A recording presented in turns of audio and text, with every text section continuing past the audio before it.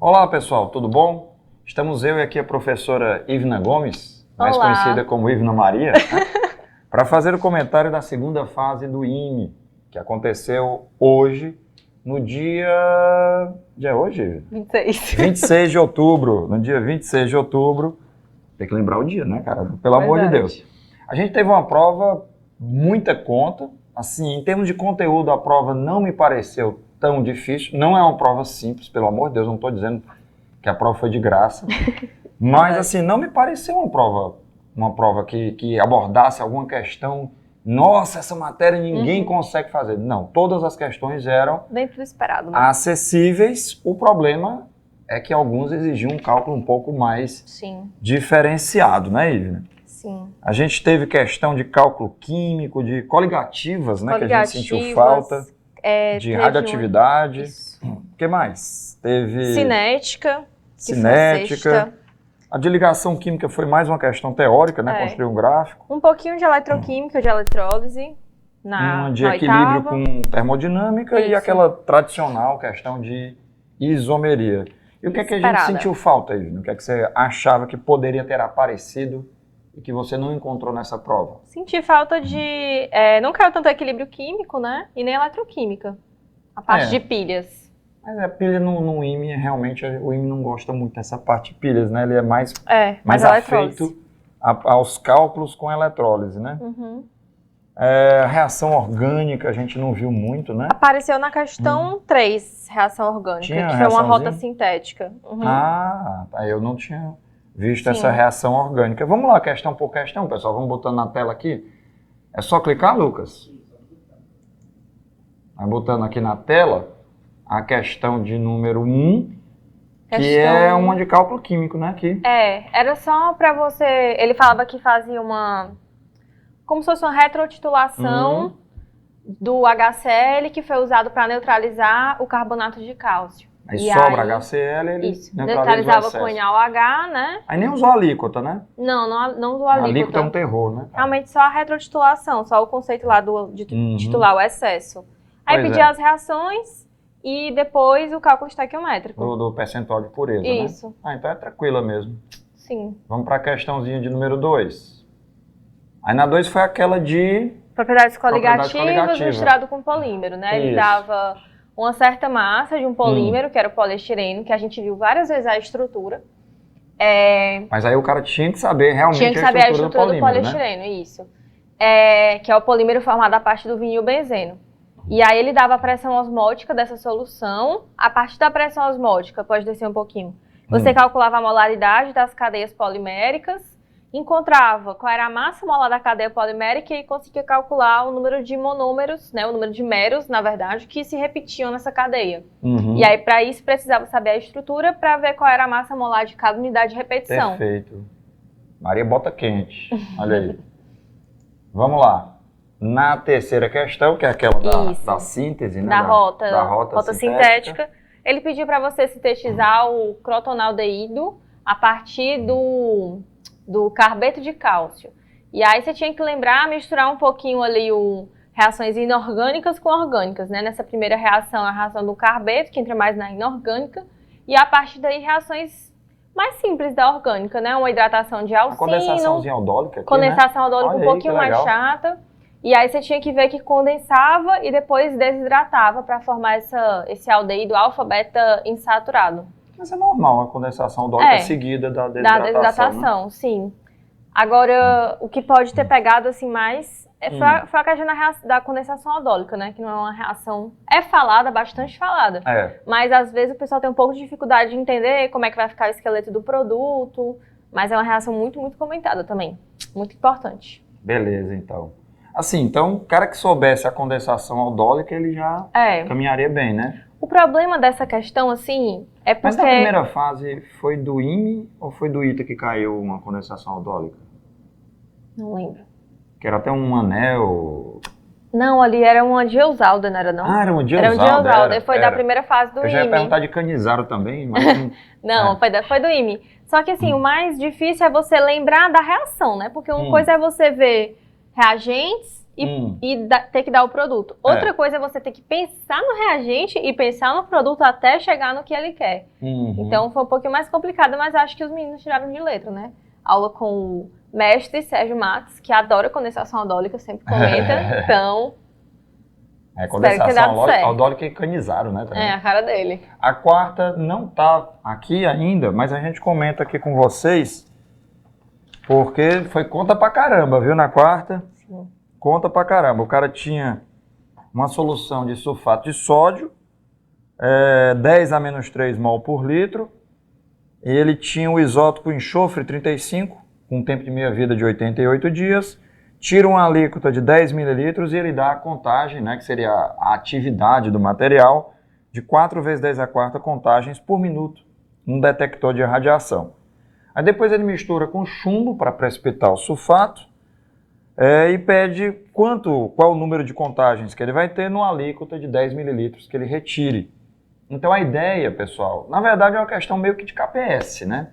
Lá na entrada da prova tem um KPS do sulfato de chumbo. Então qual é a proposta? Você pegar a quantidade em mol ou em milimol do chumbo, a quantidade em mol ou em milimol do sulfato, dizer que precipita X, né, e aquela quantidade menos X, aquela outra quantidade menos X, aí você monta as equações de concentração, iguala QPS com KPS e encontra esse X. Em função desse X, você descobre a concentração de sulfato remanescente, que seria o enxofre remanescente. Aí pela proporção, porque a velocidade de desintegração, como ele deu, a atividade, ela é diretamente proporcional ao número de partículas, né? Que é diretamente enxofre, proporcional à concentração, porque afinal de contas ele está usando o mesmo volume. Então, ele usa a gente faz essa razãozinha e encontra a nova atividade. Eu não lembro exatamente o resultado, não vou nem arriscar para não dizer valores aqui fora do padrão, tá? Mas na questão 4, era uma questão mais de KPS do que necessariamente de radioatividade. Mas os dois assuntos eram, assim, necessários. O cara tinha que conhecer a ideia direitinho para tocar o barco para frente. Aí na quinta, Ivna, que está aqui na tela. Ó. A quinta questão era de uma combustão de uma mistura de hidrocarbonetos, o N-propano e o 2-metilpropano. E aí você tinha que encontrar a proporção de ar para combustível. O IME adora esse tipo de situação. Esse tipo de questão. E aí, pode descer aí? Pode. E aí ele partia de uma mistura equimolada, os dois gases, fazia a combustão completa. Ele não disse a quantidade de oxigênio que tinha no começo, mas ele disse que a combustão foi completa. E aí você fazia as duas tabelinhas estequiométricas, né, consumindo todos os mols de gás. Ele dava uma certa... Só subir aí, acho que ele dava um pouquinho. Pronto, ele dava a velocidade de alimentação, certo? De 1000 mols. 1000 mol por segundo. E aí aqui a gente considerou para 1 segundo, né? E aí pronto, você fazia a combustão completa dos dois gases, obtinha ali os produtos que também são gasosos, CO2 e água. E aí, a partir daquela informação que ele dava, né, que tinha 3% em mol de oxigênio nos gases que saíam desse reator, você via que o 3 era proporcional ao número de mol de oxigênio que sobrou, e o 97 seria o resto dos gases, que no caso são os produtos da combustão, e o nitrogênio, né, que é inerte, então ele entrava junto com o oxigênio no reator e saía da mesma forma. E aí você usava aquela proporção de nitrogênio ele nem para usar 80-20, né? Ele usou 79-21, que é para ficar mais legal. 80-20 ficaria mais redondinho, né? Isso. Aí a gente descobria, a partir dessa continha, o número de mols de oxigênio que tinha no começo, né? O que era o oxigênio que era necessário para fazer a combustão e para sobrar essa proporção no final. E a partir disso, pronto, você matava aí o resto dos itens. Já tinha a quantidade de butano, de propano e de metilpropano e calculava o oxigênio e nitrogênio pelo número que você acabou de encontrar. Pronto. Então ele dava o C3 e o C4, né? Isso, dava. Ele dava o C3 e o C4. Era só você considerar que era 1 segundo, aí ficava 500 mol de cada um. Essa dica da resolução via tabelinha, né, não é uma tabela de equilíbrio, é uma tabela estequiométrica. É uma dica bem interessante para essas questões que tem uma conta assim muito, muito chatinha, porque qualquer descuido aqui compromete todo o resultado. Além de você perder a questão, você vai perder tempo. Você vai ficar perdendo tempo fazendo a questão errada, né? Eu sempre gosto de dar essa dica mesmo de, se você tá em dúvida, você deixa tudo à vista, né? Porque assim você tem tudo à vista. Tá tudo na sua cara, todas as contas que você fez, as reações. Então assim, se tiver algum erro, você vai encontrar. Agora, se ficar só naqueles cálculos miudinhos assim do lado da página, realmente fica mais difícil. Aí a Ivna é quem compra tudo à vista. Viu, Lucas? Aí tá. Gostou da dica aí dela? Rapaz... Ela ainda fez um nomezinho aqui, Lucas. Saiu atrás o nome da não dá comentário. Olha, apareceu. Comentário IME, aqui, ó. 2023, olha só. Olha. Ainda fez o nome todo bonitinho, todo estiloso aqui. Lettering. Tu é doido, rapaz. Fazer convite de casamento, viu, Ive? Caligrafia. Questãozinha de cinética, né? Bem legalzinha. Isso. Misturado com um pouquinho de... Sim. Você tinha que ter uma leve noção, né? Da parte do desvio da luz, né? Isso, da rotação por causa da fração molar, né? Exato. E aquele conceito que a gente também comenta que para calcular a rotação, o desvio da luz plano polarizada, né, que é aquele ângulozinho do desvio que depende da rotação específica, a gente pode usar para misturas como se fosse uma média ponderada, ponderando a rotação de cada componente da mistura pela sua fração molar. Tá certo. Então foi isso que a gente usou aí. Aí no item A ele pergunta no tempo 10, que é esse 102 aqui, né? Isso. Aí como é que era essa questão? Ele dava essa reação de conversão entre os dois anômeros da glicose, que na verdade era um equilíbrio. Do beta, né? Isso. Aqui pelo valor que ele dá para notar que ele entra com 100% do alfa, né? No tempo zero. Ele entra com 100% de alfa no tempo zero e aí vai convertendo, né? Até o tempo infinito, que seria quando a reação atinge finalmente o equilíbrio.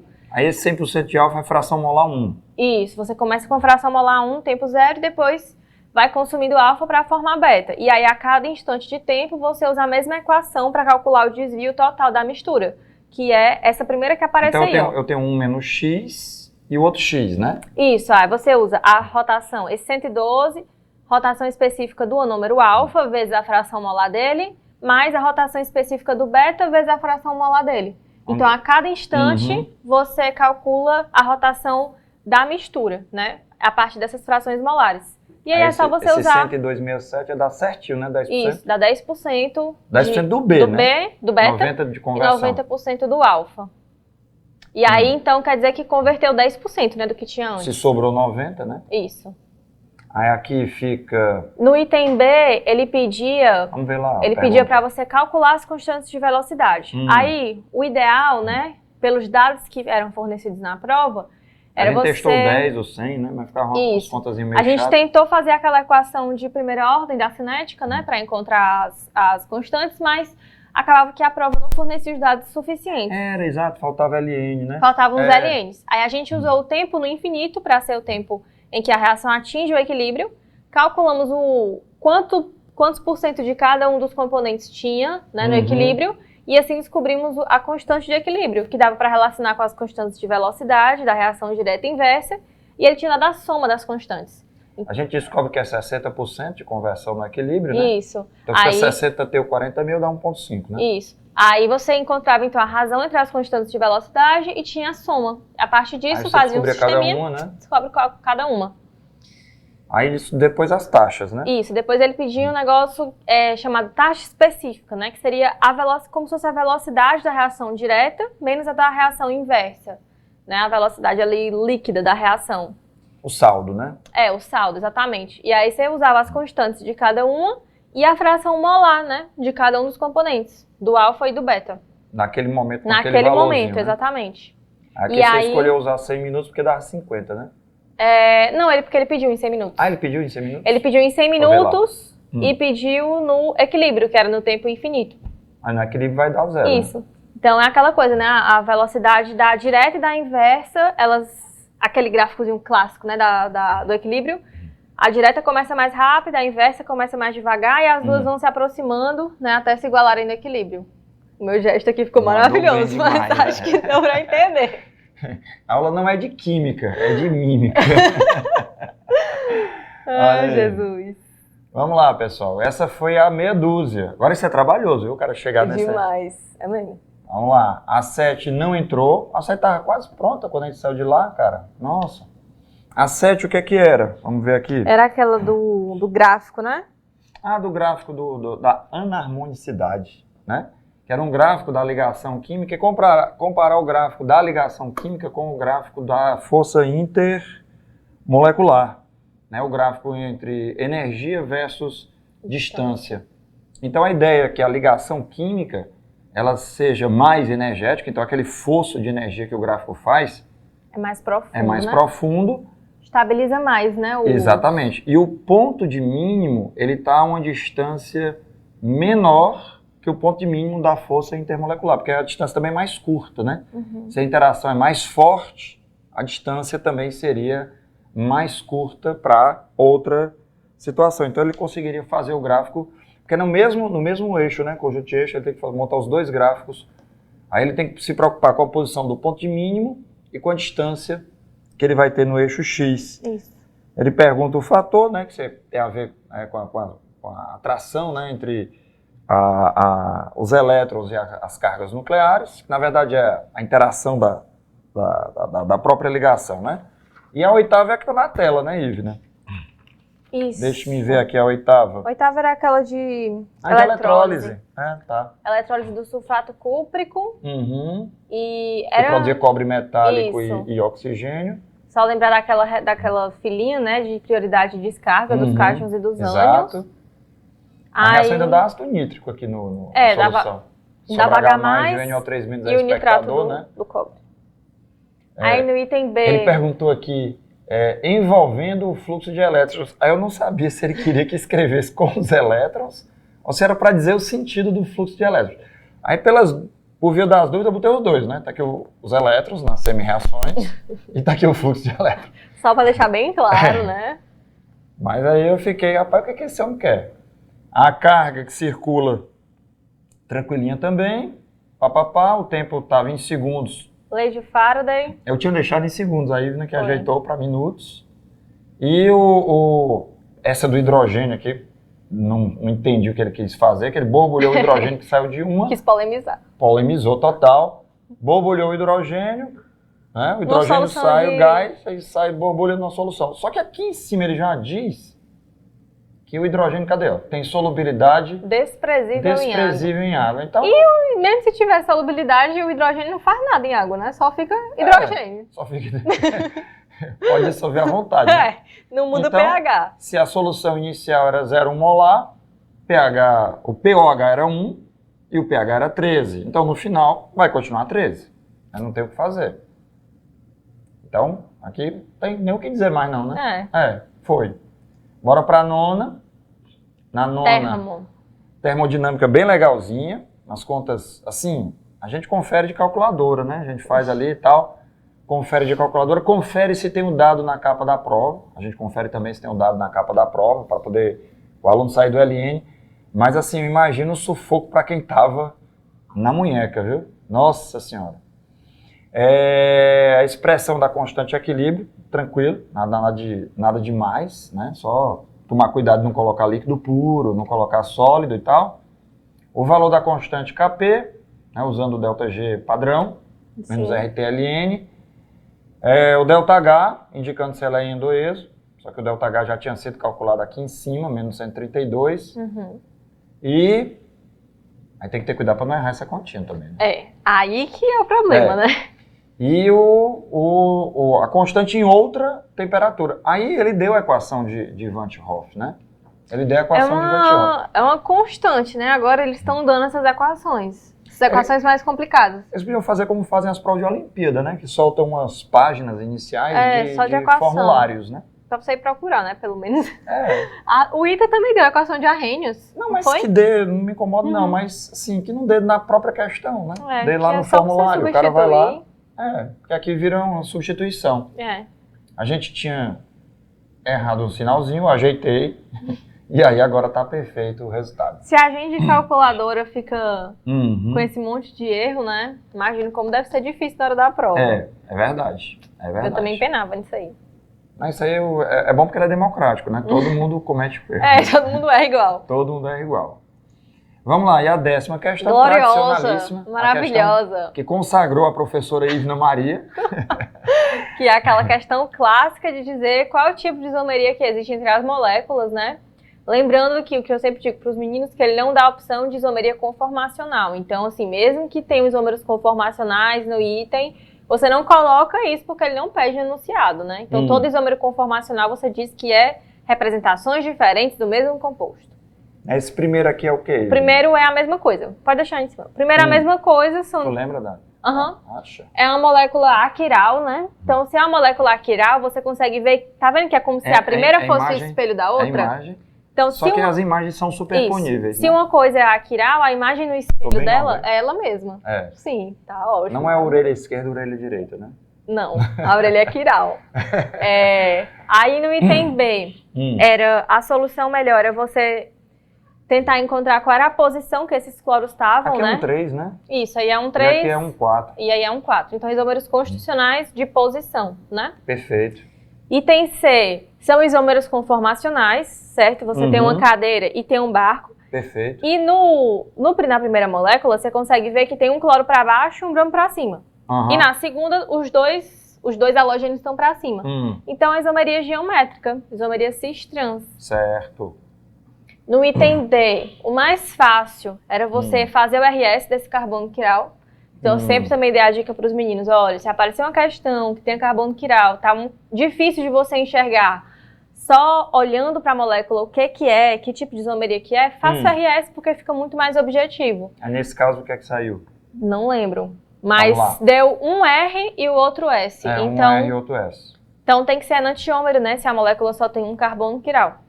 Beleza. E no item E, você consegue ver que é uma molécula quiral e está espelhada, né? Perfeito. Então você pode desconfiar que é um enantiômero. Se tiver na dúvida, faz o quê? O RS. RS, exatamente. E aí tem aí o RS. Eu sou um bom aluno, né, rapaz? Olha aí. Ficou um RR, um SS, confirmando que são 2 enantiômeros mesmo. Aí e tranquilo, é isso. Né, Ivna? Olha, espera, porque eu passei um TCE para eles com 100 pares desse aí de... Foi mesmo? De isomeria. Misericórdia Ainda bem mesmo. que eu não sou seu aluno. Mas ajudou, eu acho. Ajudou demais, tu é doido. Aqui clica fora, Lucas? Pra voltar, como é que faz? Pronto. Beleza, pessoal. Então, é isso aí. A prova de química, né, deu até para perceber, assim, pela hora do vídeo, né, que a gente tá soltando o vídeo, que a gente consegue terminar a prova numa velocidade maior, exatamente porque a prova veio mais acessível do que a de outras matérias. Vê se entrou a 4 e a 7. Entrou a 4 e a 7, ó. Dá para abrir, Lucas, a 4 e a 7? Posso fazer aqui? Ó, aquela do KPS junto com radioatividade, que a gente tinha comentado.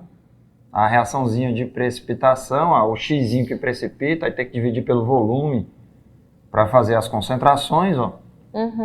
Beleza. Aí iguala com o KPS. Conta, viu? Muita. Ave Maria. Aí monta a equação do segundo grau, mas ele dá a raiz na prova. Bens a Deus. Aí quando a gente chega bem aqui assim, que o delta dá um número que ele diz que existe na prova, aí você ufa. Obrigado, estou senhor. no caminho certo, Aí as duas raízes são positivas, você tem que testar qual das duas é conveniente, né? Aí você testa, pega o X que dá para usar, que é esse 1,4 vezes 10 a menos 6 mol, ou em milimol seria 1,4 vezes 10 a menos 3. Aí bota aqui, faz a continha em mol por litro, e aí você já, né, trabalha com as proporções para fazer a atividadezinha comparada com a outra. Aí tá aqui o resultado, que eu não quis arriscar naquela hora. Tá aqui o resultado, 1,72 vezes 10 a quarta. Mas essa conta dá inteira, viu? Essa conta dá bem inteirinha. Né? Porque ele dá a raiz. Ele dá a raiz aqui graças a Deus. Agora, o cara que tentou fazer a aproximação e não montou a equação do segundo grau, ele sofreu, viu? Ele sofreu. Essa foi a quarta questão. E a sétima, a do gráfico, que não estava quando a gente começou a gravar. Olha que lindo. Ficou, que os gráficos de Serginho, a força elétrica atrativa em uma ligação interatômica é mais intensa que aquela que ocorre na ligação intermolecular. Por isso que o termo escolhido é perfeito demais, né? Por isso que aquele vão, né, esse poço de energia potencial é mais profundo na ligação interatômica, libera mais energia. Aqui seria a ligação de maior energia. Menor. A energia da ligação é maior, aí o poço é mais baixo, né?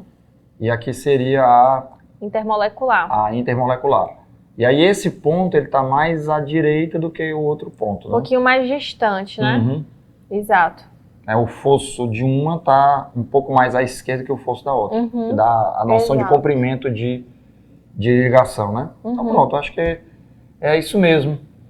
E no mais, pessoal, é esperar agora as próximas provas, né? Vem aí a segunda fase da prova do ITA. E, se Deus quiser, a gente também vai ter uma prova bem acessível. A gente sabe que o ITA também aperta demais no tempo, né? Nas continhas. A gente sabe que vai também sofrer muito por causa disso. Porque é prova de química junto com a de matemática, né? Imagina uma prova desse tipo, só que na metade do tempo, porque é junto com a de matemática. A gente sabe que vai ter esse sofrimento, mas é assim para todos, né? Vai dar certo. A regra é igual para todos. Vamos lá e esperando que a gente consiga um desempenho cada vez melhor. Aquela grande frase de efeito, né? Aquela grande frase motivacional. Vai dar tudo certo. Seus comentários finais, professora Ivna Maria.